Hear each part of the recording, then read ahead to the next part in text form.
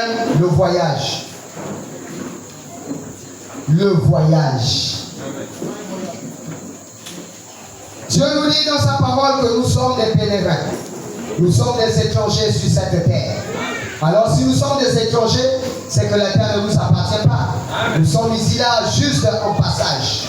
Alors un jour, certainement nous allons repartir. Nous allons repartir d'où nous en revenons. Alors mes bien-aimés, nous allons commencer le but de notre sujet qui est intitulé La voix du Ciel. Nous allons lire dans le livre de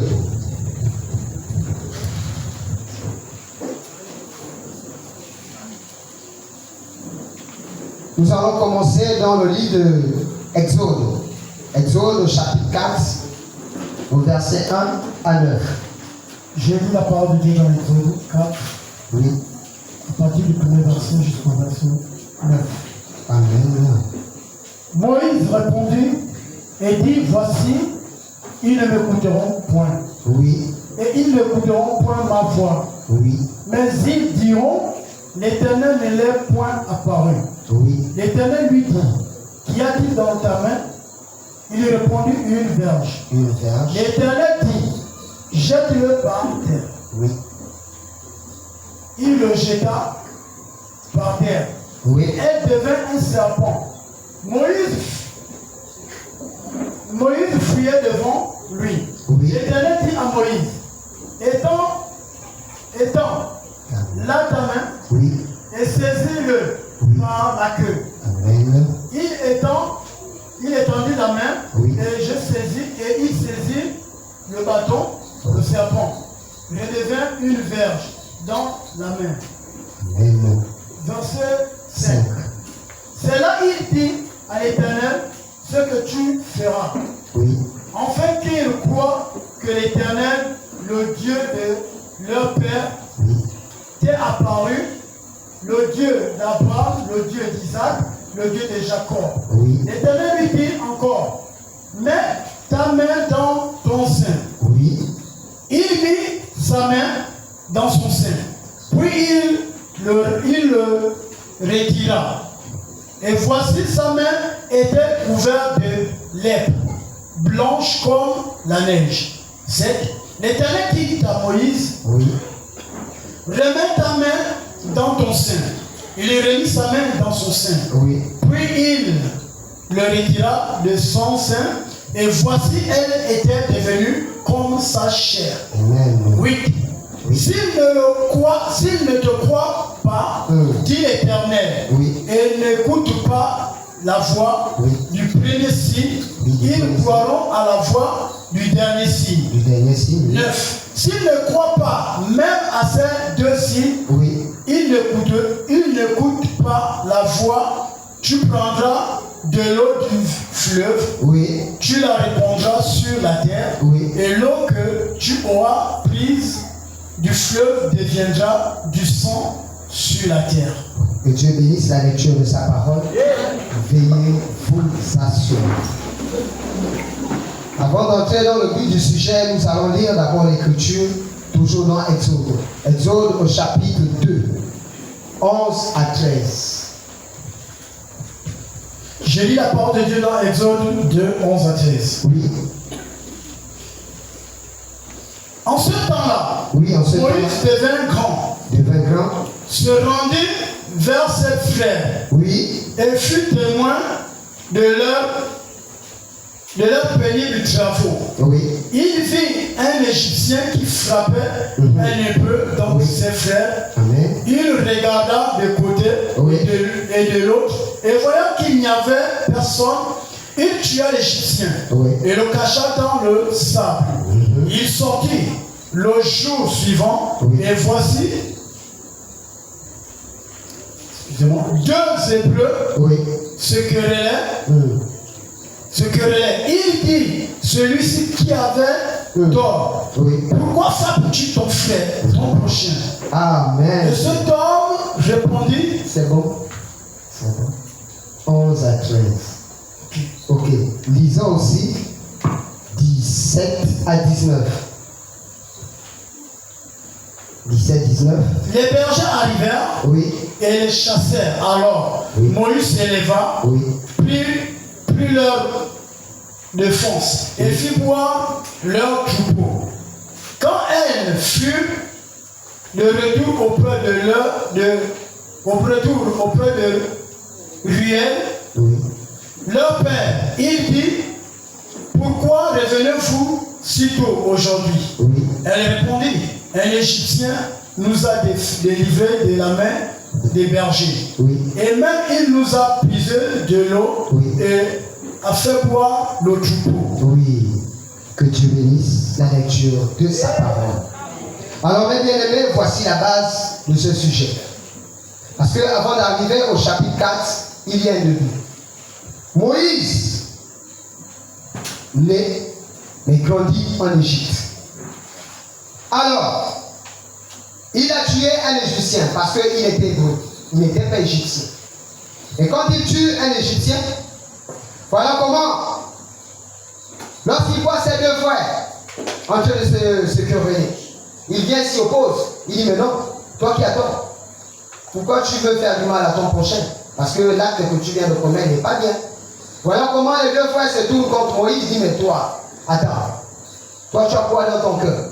Est-ce que toi tu es notre juge? Tu ne peux rien nous dire? Parce que toi tu n'es pas des nôtres. Toi tu n'es pas hébreu, pendant que toi tu vis là-bas dans le royaume. Alors donc tu n'as rien à nous dire. Quoi? Tu veux aussi nous tuer comme l'Égyptien que tu as tué. Eh bien aimé, Moïse. C'est vrai que la Bible nous dit, c'était un prophète fugitif. La Bible nous dit, il a tué un Égyptien, mais c'est pour un bon but. Il ne l'a pas fait en vain. Parce qu'en lui, c'est vrai qu'il était colérique, c'est vrai que c'était un frappeur. C'est vrai qu'il n'acceptait pas de voir les deux frères, ou soit quelqu'un qui a tort, mais puisse rendre le tort sur quelqu'un d'autre. Voilà pourquoi il intervenait toujours. Et c'est ça qu'il avait fait ce jour. Parce que, selon la doctrine, l'enseignement que sa maman lui donnait, que Moïse, c'est toi qui seras le libérateur de ce peuple. Amen. Un jour, c'est toi. Mais pour lui, quand il écoutait cela, il s'est dit, certainement c'est par la violence. Il va sortir ce peuple par la violence. Mais, les bien-aimés, c'est ce qu'il a déployé. Mais en le faisant, ce n'était pas en vain. C'était pour un but. Nous aussi, dans le passé, avant que Dieu ne nous amène ici, on a eu des caractères compliqués. Mais ce n'était qu'un chemin que Dieu est en train d'ouvrir. Dieu est en train de faire pour chacun de nous. Et c'est ce que Moïse aussi, il a manifesté ce jour. Quand il a tué l'Égyptien, ce n'était que le chemin, la voie pour vous pour Dieu. D'aller le croiser dans le désert, sous forme dans le buisson alors. C'est ce que nous allons lire. Alors, après avoir tué l'Égyptien, quand ses frères ont commencé à murmurer, dire, ah non, toi tu n'es pas bien, parce que tu as fait quelque chose qui n'est pas bien. Donc la rumeur s'est appauvrie. Dans le royaume, Pharaon était au courant. Alors qu'est-ce qu'il a décidé? Qu'il fallait aussi qu'on lui arrête. Mais Moïse a dit non, jamais. Je préfère quitter la zone. Il est parti chez son beau-père, Jéthro. Avant qu'il n'arrive chez son beau-père, voilà, il y avait les filles de Jéthro qui sont à la rivière pour puiser de l'eau. Et en ces temps, il y a eu aussi des brigands qui ont voulu certainement faire du mal à ces jeunes femmes. Alors Moïse était quelque part, il observait. Quand il a seulement vu la manifestation que ces barbares voulaient faire sur des pauvres filles innocentes, il est intervenu. C'est ça le rôle de Moïse. Voilà pourquoi la Bible nous dit qu'il était libérateur. Son but, c'était de protéger son prochain. Voilà pourquoi il agissait ainsi à chaque fois. Quand il voyait le mal se manifester, il s'y opposait toujours. Alors, mes bien-aimés, quand il s'est opposé, ces barbares, il s'est mis au milieu. Il a défendu la cause de ces jeunes dames. Ces jeunes dames sont parties avec le bon témoignage de Moïse. Elles sont allées voir leur père. Elles ont dit non. Il y a un Égyptien qui a défendu notre cause. C'est lui notre libérateur. Vraiment, ce qu'il a fait, c'est merveilleux. Mais bien aimés, pendant que nous étions dans la servitude du péché, parce que l'Égypte représente le monde. Pendant que nous étions dans cette servitude, il y avait des choses qui habitaient en nous. Et dans ces choses qui habitaient en nous, on agissait autrement. Mais pourquoi est-ce qu'on agissait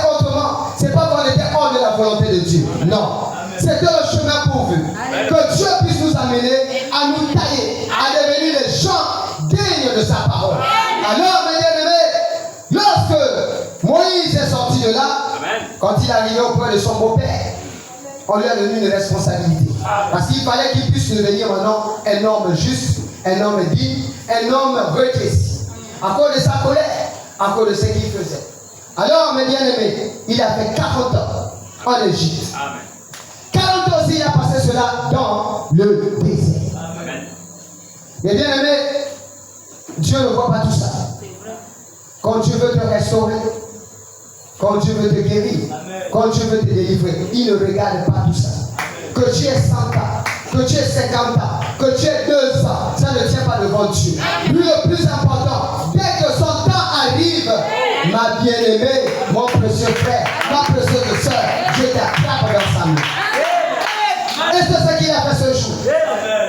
Voilà comment, lorsque Moïse, quelque part, là maintenant, nous allons rentrer dans l'Exode chapitre 3 au verset 1 à 4. Amen. Moïse.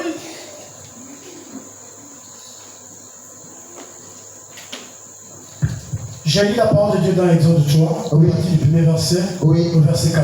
Oui. Moïse faisait paître le troupeau de son beau-père Jéthro. Oui. Son beau-père Jéthro, sacrificateur des Madians, et il mena le troupeau derrière le désert. Derrière le désert. Et vint à la montagne de Dieu. Vers la montagne de Dieu. À Hérob. L'ange de l'Éternel lui apparut. L'ange de l'Éternel lui apparut. Dans une flamme de feu. Dans une flamme de feu. Au milieu d'un buisson. Moïse regarda et voici, le buisson était tout en feu. Tout en feu. Et le buisson ne se consommait point. Ne se consumait point. Moïse dit. Je vais me détourner. Oui. Pour voir quelle est cette grande vision. Oui. Et pourquoi le buisson ne se consume point. Oui. L'Éternel vit qu'il se détournait pour voir, et Dieu l'appela du milieu du buisson et dit, Moïse, Moïse. Et il répondit, me voici. Me voici. Amen. C'est ce qu'a fait Moïse. Amen. Pendant qu'il était dans la marche avec le troupeau. Amen. Il a fait des années, des semaines, il marchait par le même chemin. Amen. Et bien aimé, c'est comme ça. Nous on a tellement déambulé dans la rue, dans ces choses que nous tous nous connaissions. Amen. On a tellement fait des choses que vraiment il n'y a que Dieu lui-même qui connaît. Alors mes bien-aimés, pendant que Moïse y passait par là, Amen. il passait par là. Amen. Un jour, Amen. surprisement, inattendu, Amen. il a vu une lumière à dépasser l'entendement de l'homme. Cette lumière, c'est laquelle? C'est ce que nous allons parler et c'est cette chose que vous voyez ici. Amen. C'est cette chose, la colonne de feu. Alors, lorsque Moïse il a vu cela, il s'est questionné, il s'est posé, mais quelle est cette vision?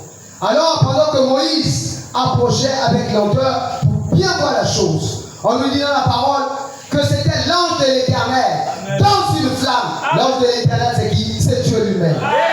Sous forme de la colonne de feu. Et il fallait qu'il puisse parler. Le temps était arrivé. Parce que le peuple criait en Égypte, dans les prières, il se lamentait, il jeûnait, il disait Seigneur, Amen. Amen. Seigneur, Seigneur, oh Jésus, quand tu prendras position pour moi, je me suis tellement lamenté, mais le moment arrivé, c'est comme le témoignage de mon père. Ce n'est que le signe, et Dieu a parlé. Alors mes bien-aimés, ce jour, lorsque Moïse a vu la lumière, parce qu'il faudrait d'abord quelque chose pour t'attirer. Amen. Sans ce signe, ma bien-aimée, mon précieux frère, vous et moi, nous ne devons pas nous retrouver là. Amen. Il a fallu que peut-être une maladie incurable puisse arriver dans ta vie. Parce qu'il fallait qu'il y ait quelque chose d'abord pour te permettre d'entrer dans la présence de Dieu. Sans quelque chose, moi bien-aimé, tu ne peux pas le voir. Amen. Alors Dieu crée toujours une situation pour t'attirer vers lui. Amen. Alors, Moïse, quand il arrive, il voit le buisson ardent. Il s'étonne. Il dit, quel est ce genre de lumière? Dieu a tout créé Je vois les cieux. Je vois les étoiles. Amen. Je vois la lune. Je vois le soleil. Mais ce genre de lumière, je n'y ai jamais vu ça. Amen. Jamais de toute ma vie. Amen. Oui, mes bien-aimés, nous sommes au bon endroit. Amen. Nous sommes au bon endroit. Ne quittons pas le message. Ne nous éloignons pas de là. Parce que ce jour, lorsque Moïse a vu la chose, je vous assure, mes bien-aimés, il a rampé. Amen. Il est venu à bout pour savoir qu'est-ce qui était à l'intérieur.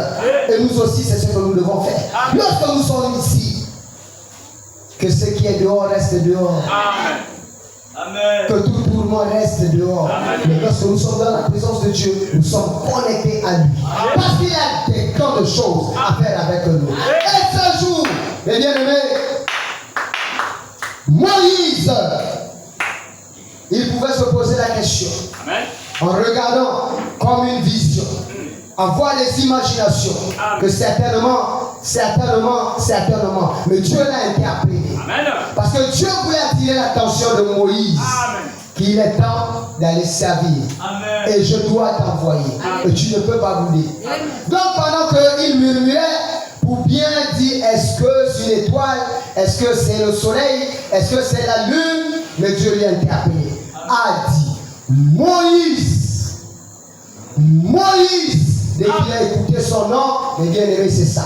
Amen. Lorsque nous sommes venus ici, dans ce lieu, Amen. il y a l'identification. Amen. C'est que toi, tu étais au commencement, je te connaissais, et toi, automatiquement, t'appelais ma servante, mon serviteur, parce que tu as un travail à faire pour lui.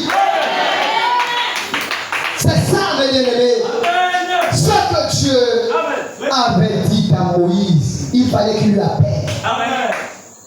Parce que sans la voix, bien-aimé, tu ne peux pas être attentif. Amen. Et la voix, c'est celle que vous êtes en train d'écouter. Amen. Parce que ça doit attirer votre attention. Amen. Ce que je fais dans le secret, la voix doit parler. Ce que tu fais contre ton prochain, la voix doit parler. Pour que tu écoutes.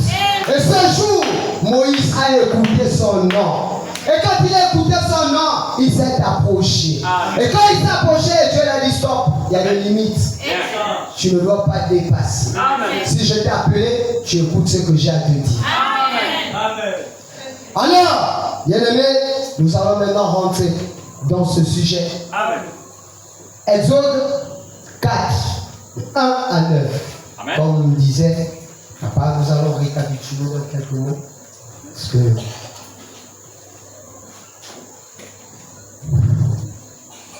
oui. Je lis la parole de Dieu dans Exode 4, à partir du verset 1 à 9. 1 à 9. Moïse répondit Moïse répondit, et dit, me voici. et nous voici. Ils ne me croiront point Ils ne me croiront point. et ils n'écouteront point ma voix. Oui, Mais ils diront, l'Éternel ne t'a point apparu. apparu, L'Éternel lui dit, Oui. qu'y a-t-il dans ta main? Il répondit, une verge. une verge. L'Éternel dit, jette-la par terre. Jette la par terre. Il le jeta Il le jeta par terre. par terre. Et elle devint un serpent. Il devint un serpent. Moïse fuya devant lui. Oui, L'Éternel dit à Moïse, oui. étends ta main Et dans ta main, et saisis-le par la queue. oui, Il étendit la main et le saisit, et le serpent devient une verge dans sa main. amen. Cela dit l'Éternel, Oui, ce que tu feras, afin qu'ils croient que l'Éternel, le Dieu de leur père, oui, t'est apparu. T'est apparu. Le Dieu d'Abraham, Oui. le Dieu d'Isaac oui. et le Dieu de Jacob. De Jacob. L'Éternel lui dit, Oui, encore, mets ta main dans ton sein. Oui. Il mit sa main dans son sein, oui. puis il le retira, Oui. et voici, sa main était couverte de lèvres blanches, Oui. comme la neige. Comme la neige. L'Éternel dit, remets-la dans ton sein. Oui. Il remit sa main dans son sein. Oui. Puis il retira de son sein. De son sein. Et voici, elle était revenue Amen. comme la chair. Comme la chair. S'il ne te croit point, Oui. dit l'Éternel, Dit l'Éternel. l'Éternel et n'écoute pas que la voix n'écoute pas que la voix du premier signe, du premier signe, ils croiront à la voix du deuxième signe. la voix du deuxième signe. S'ils ne croient pas même Oui, à cette signe, oui, ils n'écoutent pas à la voix. oui. Tu prendras de l'eau du fleuve, Alléluia. tu la répandras sur la terre, Sur la terre. et l'eau que tu auras prise du fleuve Oui. deviendra du sang sur la terre. Il viendra du sang sur la terre. Mais bien aimé, attention. Amen. La voix du premier signe, la voix du deuxième signe. Mais vous devez d'abord comprendre premièrement, la voix vous parle. Amen. Qu'est-ce que Dieu a remarqué en Moïse? Premièrement, Dieu n'appelle pas quelqu'un hasardement. Il sait qu'en toi, tu as la chose en toi. Mais certainement, le monde de ténèbres. Tu as d'abord embrigadé dans le monde. Tu es allé gauche, tu es allé droite, tu as fait des choses insensées. On t'a crié dessus. On t'a traité de tous les mots. On t'a vu comme si tu étais devenu peut-être aguisé. Ou peut-être le démon que vraiment Satan il a créé. Mais ce n'était pas comme ça.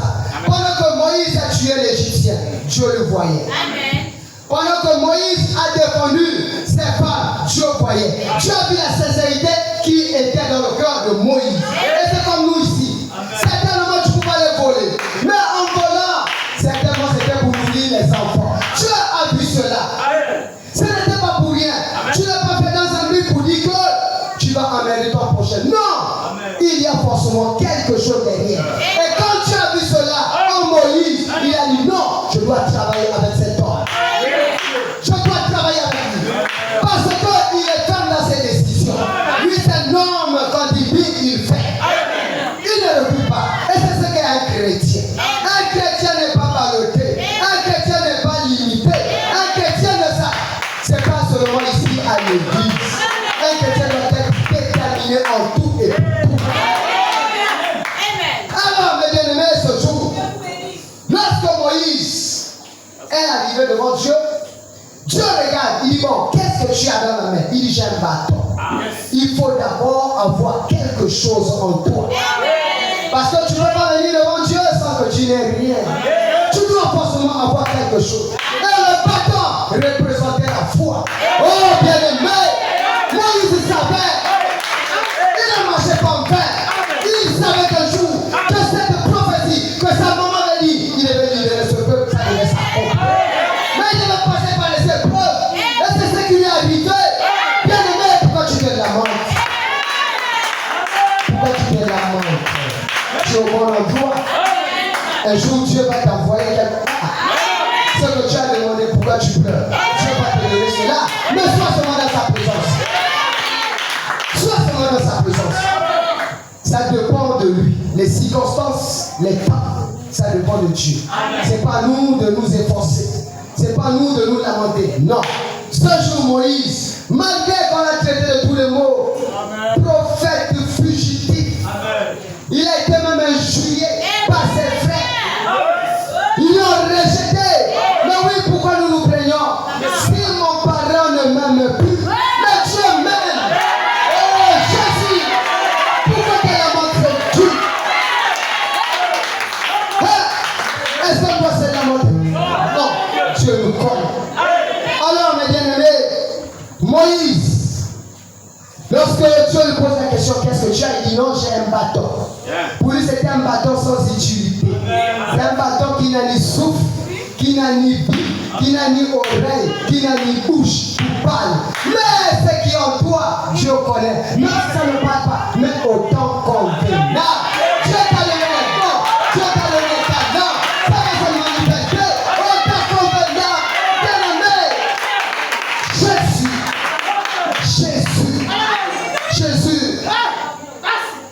Non, vis pas ton frère. Non, vis pas ton frère. Ça ne sert à rien. Ton jour va arriver. Ne regarde pas ton frère comme s'il était ton ennemi. Nous sommes ici dans la maison de Dieu. Nous sommes devant les soeurs. Voilà pourquoi il a dit, nous devons nous aimer les uns les autres. Nous ne sommes pas là pour nous haïr. Non. Non. Voilà quelque part, même comme Moïse, je lui dis, jette le bâton à terre. Il jette le bâton. Lorsqu'il jette le bâton, aussitôt, ça se transforme en serpent. Amen. Bien-aimé, il faut avoir un degré de foi pour attirer Dieu. Oui, vous ne devez pas nous limiter parce que je prophétise. Non, il faut toujours aller de l'avant. Parce que Dieu, c'est ça. Voilà pourquoi il dit qu'il faut faire violence. Ne pas se limiter sur le mot prophétie. Ne pas se limiter au cantique. Ne pas se limiter au message. Sois déterminé. C'est ça que Dieu fait de nous. Il fait ça de nous. Parce que nous avons un ciel à gagner et un enfer à éviter. Alors, bien-aimé, voilà comment Moïse, le premier signe, c'était le bâton. Quand il lance au sol, ça se transforme. Il s'étonne, il recule. Il dit, oh, ça c'est quoi? Amen. Et c'est comme nous, ça nous arrive aussi quelquefois. Quand tu donnes le message à quelqu'un, après quand tu te poses des questions. Est-ce que c'est Dieu qui me parle? Est-ce que pourquoi c'est lui? Il a dit choses comme ça. Il a parlé ici devant tout le monde. Tu es ma servante, tu es mon serviteur. Mais pourquoi tu te questionnes? Ce jour-là, Moïse s'est questionné. Il dit, mais si c'est la chose qui était en lui. Mais qui ne savait pas que c'était important. Devant Dieu, toute chose est importante. Ne rien négliger. Comme le dit notre Père ici, que Dieu peut passer même par un fou pour te parler. Ne négligez rien. Ne négligez rien. Alors, le deuxième signe, c'était maintenant la lèpre que Dieu a demandé à Moïse de mettre dans son sein et de sortir. Ça veut dire quoi? Lorsque la parole est prêchée ici, il faudrait que nous devons voir les signes. Parce qu'il nous le dit dans sa parole, dans le livre de Marc 16. Les signes accompagneront ceux qui ont cru. Les signes, c'est quoi? Il faut qu'il y ait des miracles. Il faut qu'il y ait des prodiges. Il faut qu'il y ait la manifestation. Il faut qu'il y ait la démonstration. En ce lieu, là où est Dieu, il faut avoir les deux signes. La puissance et la parole. La puissance, c'est dans ce que nous voyons, les 9 dons spirituels. Il faut prophétiser. Il faut qu'il y ait des malades pour qu'il y ait la guérison. Il faut qu'il y ait la délivrance pour les âmes perdues. Il faudrait qu'il y ait tout cela, mais toujours la parole aussi. Parce que ça marche ensemble. Ça marche ensemble, mes bien-aimés. Mais dans une église, là où il n'y a que la parole, mais il n'y a pas la manifestation, attention, on doit se questionner. On doit se poser des questions. C'est vrai. Parce que Jésus-Christ lui-même, il a fait cela. Quand il parlait, il guérissait. Quand il parlait, il nourrissait. Quand il parlait, il ressuscitait. Mais pourquoi dans le jour, dans les églises, il n'y a plus cela? Est-ce vraiment? Pourquoi il n'y a plus cela? Mais dans l'église du Dieu vivant, il faudrait qu'il y ait ça. Les deux signes. S'il n'y a pas les deux signes, sortez de là. Alors, lorsque Dieu, après avoir parlé à Moïse, il lui donne les deux signes, il dit bon, vas-y, c'est la commission. Et oui, et nous aussi croyons. Quand tu es dans la présence de Dieu, quand tu es dans sa maison, il doit t'équiper. Parce que le dehors, c'est mauvais. Nous sommes des soldats en Christ. Il doit te revêtir de sa puissance. Il doit te donner des talents. Parce qu'au sortir d'ici, certainement, il y a quelqu'un dans sa maison. Mais par le don que tu as mis en toi, peut-être le don de prophétie. Dès que tu vas dire à la personne serait un peu touchante. Elle va dire, ah, depuis que je suis né, je n'ai jamais vu de telle personne. Où est-ce que tu pries? C'est ça, le signe. Parce qu'il faudrait que nous devons manifester la présence de Dieu en chacun de nous. Alors, voilà comment, après les deux signes, Dieu lui dit, bon, quand tu partirais, et que si le peuple ne t'écoute pas, s'il ne te croit pas, papa, lis seulement le verset 9 à la fin. Il dit quoi? 4, verset 9.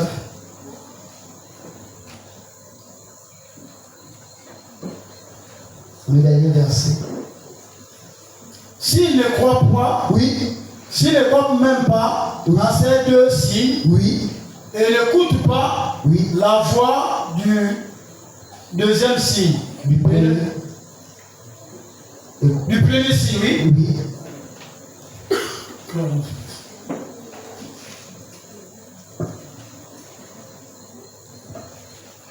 Ok, je suis. S'il ne croit pas même Oui. à ces deux signes, Oui. et n'écoute pas Oui. la voix, Oui. la voix, La voix. tu prendras de l'eau du fleuve, Oui. tu la répandras sur la terre, Oui. et l'eau que tu auras prise du fleuve deviendra Oui. du sang sur la terre. Oui. Amen. Ça veut dire, il faut qu'il y ait d'abord la voix. C'est d'abord la voix qui doit parler. Maintenant, après la voix, il faut qu'il y ait la manifestation. Maintenant, comme nous savons, dans ce monde, il n'y a que deux puissances. Dans ce monde, il n'y a que les chrétiens et les incrédules. Donc maintenant, s'il s'avère que tout ce que nous faisons ici, les gens n'y croient pas, malgré que nous prêchons, malgré qu'il y ait la manifestation, les guérisons et tout, ils ne croient pas en ces deux signes. Qu'est-ce qui va rester? C'est le jugement. Amen. Parce que c'est que Dieu parle en bas en disant, tu prends de l'eau, tu verses sur le sol, que ça devienne du sang. C'est quoi? C'est la ruine, c'est le désastre, c'est le châtiment. C'est ce qui va rester. Parce que si nous n'écoutons pas à la parole de Dieu selon les recommandations, selon ce qu'il nous dit de faire, et que si nous n'obéissons pas, ce qui va rester quoi? C'est le jugement, c'est le châtiment. Et c'est ce que Dieu avait dit. S'il n'écoute pas le premier signe, le deuxième signe, et qu'il n'écoute même pas la voix, en tout cas ce qui restera, c'est le jugement. Et c'est ce qui s'était passé.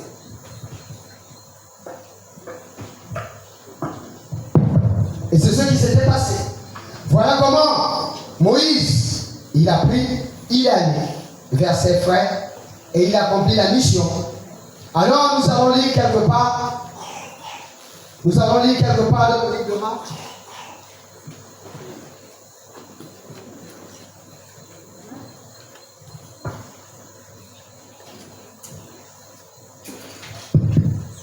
Nous allons lire dans le livre de Marc. Marc au chapitre 4. Marc 4 au verset.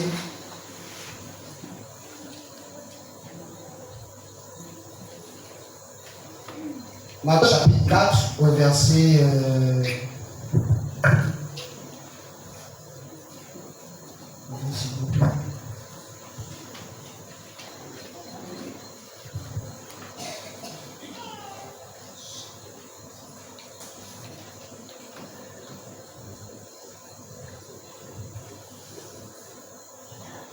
Oui, nous allons commencer au verset 37 à 40.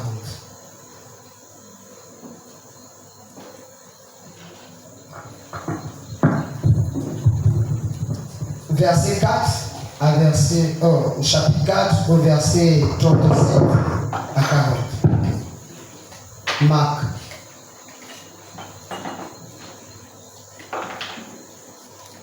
Je lis la parole de Dieu dans le livre de Marc, au chapitre 4, au verset 37 à 40.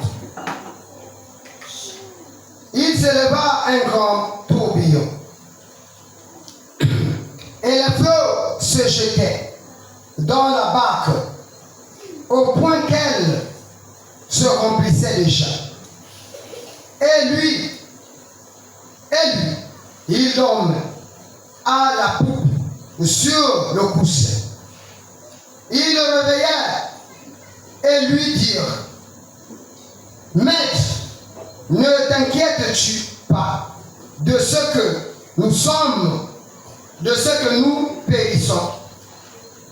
S'étant réveillé, il menaça le vent et dit à la mer, silence, tais-toi. Amen.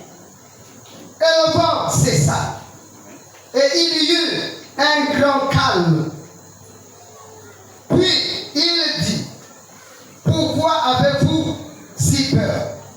Comment n'avez-vous point de foi? Au verset 41, il dit, ils furent saisis d'une grande frayeur et ils se dirent les uns aux autres,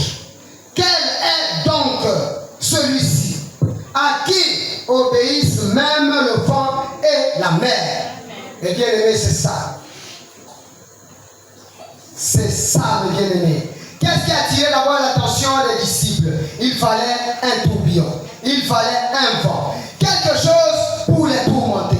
C'est comme les maladies qui nous arrivent. Il faut d'abord qu'il y ait ça dans ta vie. Amen. Avant que Jésus ne puisse réagir. Il faudrait que tu cries. Il faudrait que tu te lamentes. Il faudrait que tu te plaignes devant lui pour l'entrer en scène. Alors ces jours, lorsque ce tourbillon s'est levé, voici comment les vents, l'eau a commencé à entrer dans la barque. Et il voyait l'inondation. Mais pendant que Jésus était là, il voyait ce qui était au-dedans d'eux. Comment devait-il manifester vraiment ce qu'il a mis en eux? Et nous aussi, c'est ce que nous faisons parfois. L'homme de Dieu peut parler ici. Il va dire, soyez bénis, soyez guéris. Mais tout au fond là-bas, toi, tu murmures encore. Tu dis, ah non, moi je veux venir là devant pour qu'il impose les mains. Amen. C'est ce que nous faisons. Amen. Mais en ce jour-là là-bas, les disciples avaient la chose. Voilà pourquoi Jésus-Christ a dit, mais pourquoi est-ce que vous avez peu de foi pendant que la chose en vous? Prononcez seulement la parole. Mais c'est ce que nous devons aussi faire. Amen. Mais il faut d'abord quelque chose pour attirer l'attention de Dieu en chacun de nous. Amen. Il fallait le vent. Il fallait le tourbillon. Il fallait l'inondation pour que Dieu rentre en scène. Amen. Pour se réveiller et manifester sa grandeur. Il a dit, tais-toi. Il a dit cela. Alors mes bien-aimés, yes. Alors mes bien-aimés, c'est ce que nous devons faire. En ces jours, ce message, c'était un message puissant. C'était un message puissant. Dieu a confirmé ce message au travers d'un homme. Et qu'est-ce qu'il a fait? Il a fallu que tout le monde entier puisse voir d'abord le surnaturel. Le surnaturel, il fallait ça. La colonne de feu. Confirmons sur cet homme. William Marion Branham, le prophète du temps de la fin. Mais bien aimé, lorsqu'il y a eu ce message, il y a eu la voix qui a parlé. Ne souille pas ton corps. Ne fume pas. Mais bien aimé, c'est ça. Il faut la voix. Quand il y a le signe, il faut aussi la voix qui accompagne. Alors, mes bien aimé, ce jour, pendant que le prophète était quelque part, sous l'arbre, il a écouté un petit bruit. Une mouche. Un petit vent. Et dedans, il écoutait la voix qui interpellait. J'ai un travail à faire avec toi. Et c'est comme nous. C'est comme nous. Nous sommes dans un message puissant. Ce message, c'est la dernière volonté de Dieu. Amen. Ne nous éloignons pas. Écoutons juste cette voix qui nous interpelle à chaque fois. D'être toujours dans sa présence. Amen. D'être toujours là au rendez-vous. Lorsqu'il nous demande, il nous donne des recommandations. Nous devons obéir à cela. D'être toujours là. Nous soutenir les mains dans les mains. Parce qu'il a un travail à faire avec chacun de nous. Amen. Mais la bataille n'est pas encore finie, mes bien-aimés. Ce n'est que le début. Amen. Ce n'est que le début. Nous sommes en train de courir vers l'excellence. Vers l'excellence. Et l'excellence, c'est l'enlèvement. Comme au temps de Noé, il a prêché un message puissant. Rentrez dans l'âge. Notre message aujourd'hui, c'est l'enlèvement. Apprêtons-nous. Apprêtons-nous parce que les temps sont mauvais. Au temps de Moïse, il fallait quitter l'Égypte pour entrer à Canaan. Il y avait un message puissant. Moi, je suis à prêcher un message puissant. Branham a prêché un message puissant. Et nous sommes dans la continuité. Mais bien aimés, ne nous éloignons pas du message. Ne nous éloignons pas du message. Parce que c'est la dernière volonté de Dieu. Un jour, nous allons jubiler. Amen. Un jour, nous allons danser. Amen. Et nous allons voir l'importance de ce message.